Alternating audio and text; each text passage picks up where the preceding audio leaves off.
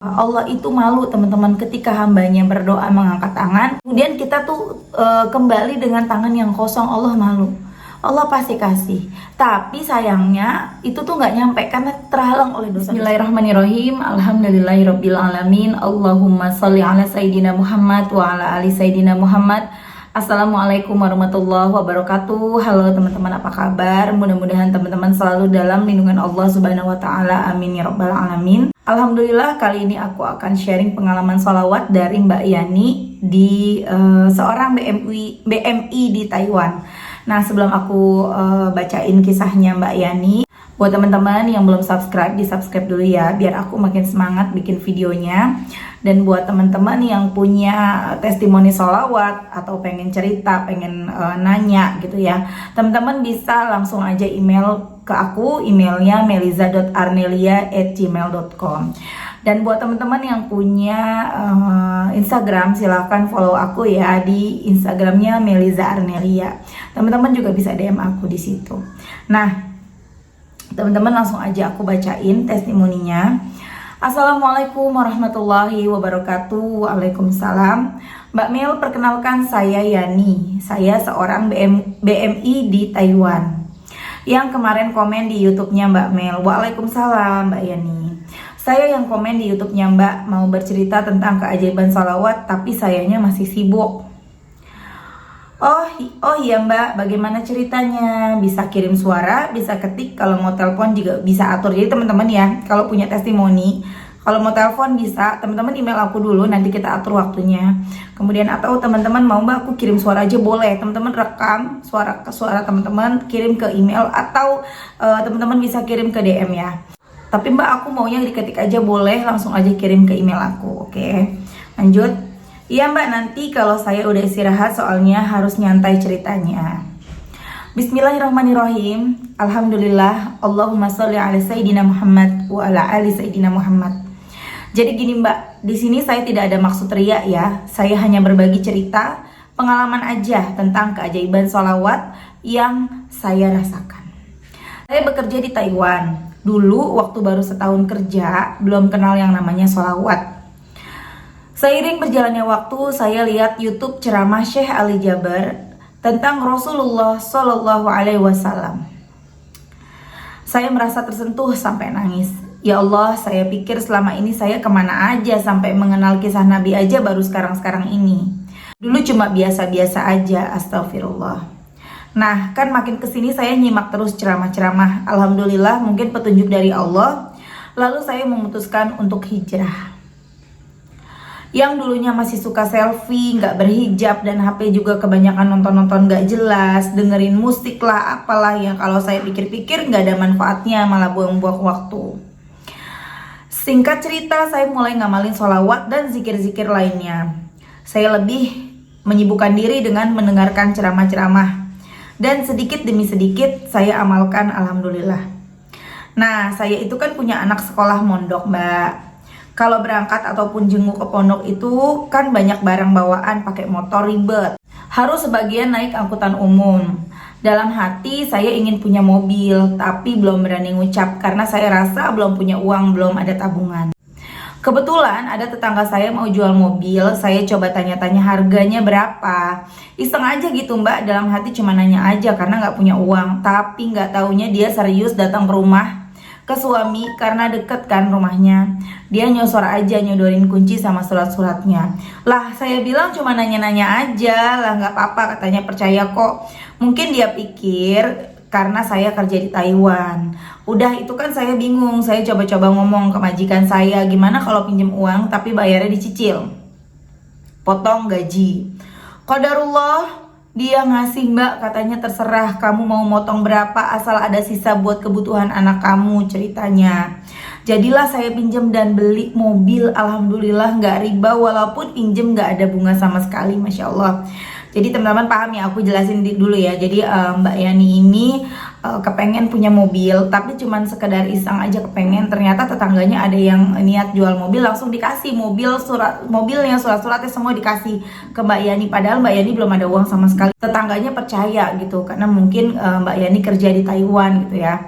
Kemudian akhirnya karena udah terlanjur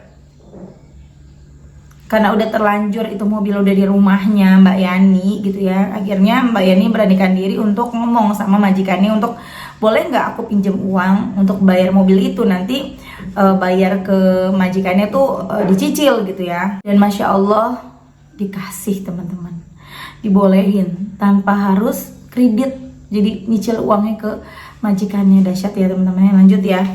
Nah, selama pinjaman itu kan saya dipotong gaji walau bayarnya terserah saya. Nah, dia ngasih lagi tuh setelah dipotong 1.500.000. Katanya takut nggak cukup uang kamu itu berjalan terus sampai lunas. Dia ngelebihin gaji saya segitu. Bahkan sampai sekarang udah lunas pun dia tetap ngasih. Alhamdulillah Mbak. Masya Allah. Jadi si Mbak ini tiap bulan dia potong gajinya kan, langsung minta ke majikannya potong aja sekian gitu kan. Tapi sama majikannya ini ditambahin teman-teman, ditambahin 1.500.000 karena takut nggak cukup. Misalnya contoh ya, aku nggak tahu gajinya Mbak Yani berapa, cuman ini kita permisalan aja. Misalnya gajinya Mbak Yani 10 juta ya, kemudian dipotonglah sama Mbak Yani 5 juta buat nyicil hutangnya gitu ya, utang sama majikannya untuk beli mobil kan, berarti sisa 5 juta. Tapi sama majikannya dilebihin 1.500.000, jadi dikasih 6.500.000 sampai akhirnya utang itu udah lunas nih teman-teman. Utang buat utang uang untuk beli mobilnya udah lunas nih. Sampai sekarang yang harusnya nerimanya kembali 10 juta ditambah 1.500.000, jadi jadinya 11.500.000 nerimanya gitu. Masya Allah dahsyat banget ya. Lanjut. Aduh maaf nih ceritanya panjang banget ya. Masya Allah, sholawat apa yang Mbak baca? Gimana cara ngamalinnya? Berapa banyak bacanya tiap hari? Oh iya lupa ya tentang sholawatnya. Mula-mula dulu ngamalin sholawat Jibril 1000 kali sehari. Amalan yang saya kemarin aku nanya lagi berapa lama waktunya sampai doa dikabulkan, ada keajaiban apa lagi, terakhir ada pesan-pesan nggak buat teman-teman gitu kan. Kemudian mbaknya jawab, amalan yang saya amalin sholawat Jibril 1000 dulu, kalau sekarang 4444 sehari, baca 4 surat setiap hari, Yasin, Waqiah, Ar-Rahman, Al-Mulk, Sayyidul Istighfar di waktu sahur. Dan sekarang saya tambah lagi Fatihah 100 sehari. Masya Allah banyak banget ya amalannya teman-teman ya. Gak nyampe setahun sih Mbak, cuma beberapa bulan, saya lupa tepatnya. Masih ada kok, ini baru yang beli mobilnya, ini baru yang beli mobil. Jadi masih ada cerita sholawatnya lagi, dan ini baru yang beli mobil. Ini pesan dari Mbak Yani.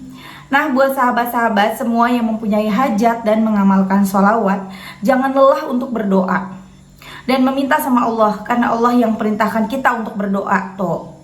Yang justru kalau kita tidak mau berdoa dianggap sombong. Saya ingat kata Ustadz Yusuf Mansur sama Habib Novel Alaidrus, jangan takut bermimpi, karena Allah Maha Kaya, Maha Mampu.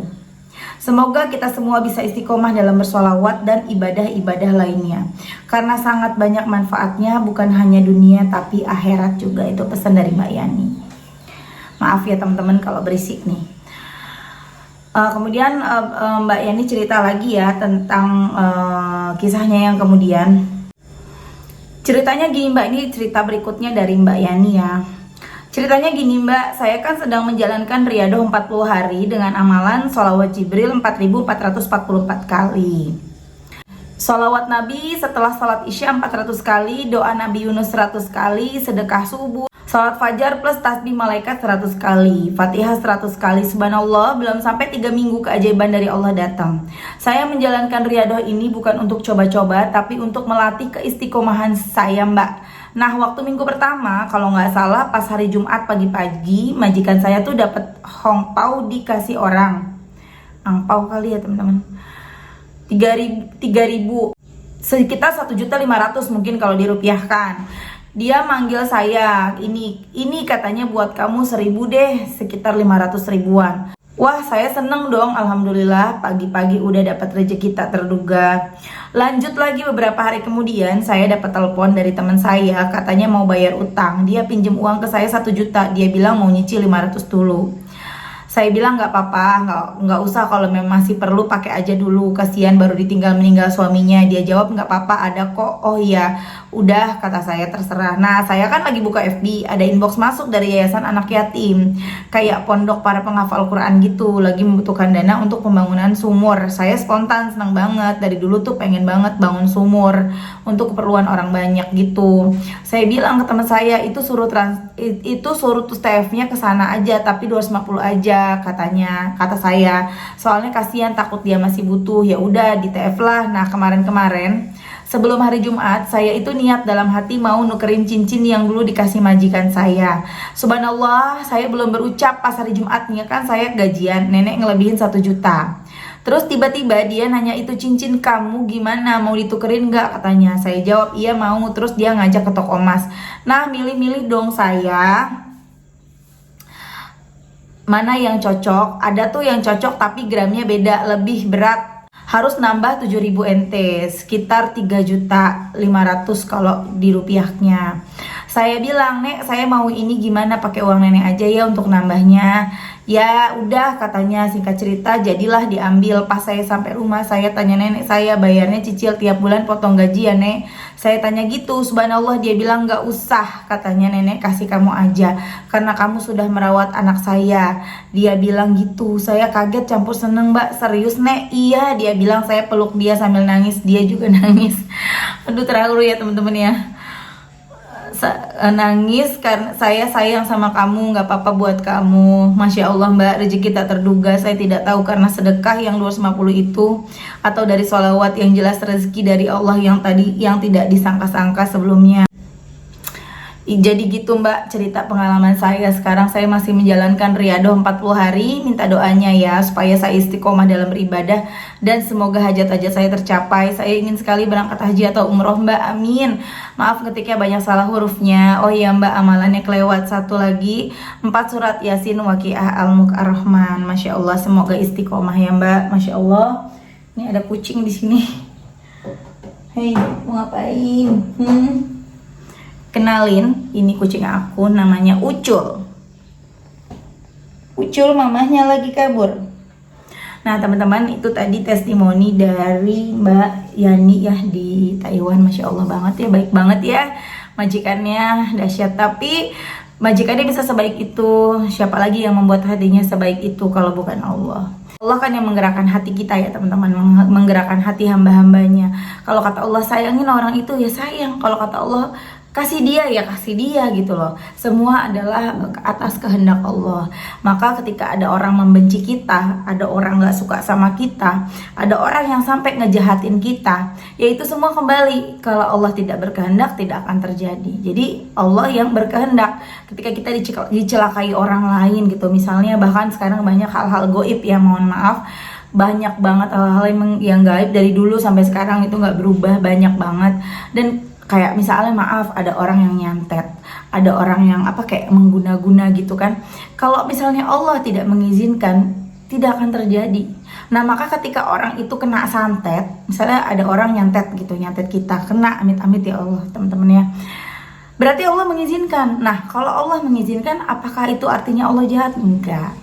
Semua ada hikmahnya. Kalau memang Allah mengizinkan itu terjadi, bisa jadi itu adalah cara Allah yang ingin melunturkan dosa-dosa kita, cara Allah yang ingin menghapus dosa kita, cara Allah yang ingin kita datang ke Allah, Allah pengen kita dekat sama Allah gitu teman-teman. Dengan kita dikasih sakit, kemudian kita sadar akan dosa-dosa kita, kemudian kita memperbaiki ibadah kita, itu yang Allah mau. Akhirnya kita berubah jadi orang yang jauh lebih baik gitu ya teman-teman ya. Yang penting jangan balas kejahatan dengan kejahatan. Ayo kita perbanyak sholawat. Apa sih yang teman-teman mau? Pengen mobil, pengen rumah, pengen umroh, pengen haji, apapun itu, minta sama Allah. Allah yang maha kaya, Allah yang maha segalinya. Dan bukan hanya dalam masalah uang atau masalah materi ya teman-teman. Teman-teman punya masalah apa? Lagi marahan sama pasangan, lagi marahan sama mertua, lagi ada masalah sama sahabat, sama tetangga, sama siapapun. Ketuk dulu yang punya hati, datangin dulu yang punya hati, yaitu Allah. Ya Allah, tetangga saya ngeselin banget ya Allah, bikin kesel terus ya Allah, ada aja dia kayaknya gak suka sama saya. Tolongin saya ya Allah, lembutkan hatinya. Gitu loh teman-teman. Jadikanlah dia tetangga yang baik untuk hamba, jadikan hamba tetangga yang baik untuknya. Seperti itu. Apapun masalah teman-teman ya, atau ya Allah, mertua hamba sebel banget sama hamba, perasaan hamba nggak ngapa-ngapain, salah mulu ya Allah. Tolong ya Allah, lembutkan hati mertua hamba sehingga mertua hamba bisa sayang sama hamba seperti dia menyayangi anaknya sendiri. Pokoknya apapun yang teman-teman lagi rasain, minta sama Allah, tanya sama Allah, ngomong sama Allah, apa-apa ngadunya ke Allah. Gimana sih caranya berdoa? Langsung aja ngomong, tapi sebelum doa kita sholawat. Supaya apa? Supaya doa kita tidak tertolak. Ya teman-teman ya, supaya kita doanya tidak tertolak dan cepat dikabulkan. Tapi bukan berarti oh ini sholawat untuk dapat duit, oh ini sholawat untuk dagangan laris, ini sholawat untuk melembutkan hati. Bukan. Ya, dengan kita bersolawat, apa yang menjadi doa-doa kita, harapan-harapan kita, insya Allah dikabulkan sama Allah. Makanya banyakin solawat ya, makin banyak makin cepat dikabulin. Kenapa? Karena satu solawat yang kita baca menghapus 10 dosa. Kalau kita bisa baca 1000 solawat, 10.000 solawat, artinya kita punya 100.000 dosa kita dihapus sama Allah. Itu kalau 10.000. Gimana kalau 20.000? 200.000 dosa kita dihapus. Allah itu maha mendengar doa. Allah itu malu teman-teman ketika hambanya berdoa mengangkat tangan, kemudian kemudian kita tuh kembali dengan tangan yang kosong. Allah malu. Allah pasti kasih. Tapi sayangnya itu tuh nggak nyampe karena terhalang oleh dosa-dosa kita. Maka itu hapus dosa-dosa kita dulu. Makanya aku selalu ingetin ke teman-teman ketika bersolawat, satu, fokus sama ampunan Allah, kejar ampunan Allah, jangan ngejar solusi, kejar ampunan Allah. Ketika dosa-dosa kita sudah terampuni, dengan sendirinya solusi itu datang. Allah yang turun langsung untuk nyelesain semuanya. Oke teman-teman, terima kasih udah nonton, mudah-mudahan bermanfaat dan jadi motivasi buat teman-teman ya. Jangan lupa di share kalau menurut teman-teman video ini bermanfaat. Doain aku supaya aku bisa setiap hari upload video ya. Terima kasih. Assalamualaikum warahmatullahi wabarakatuh.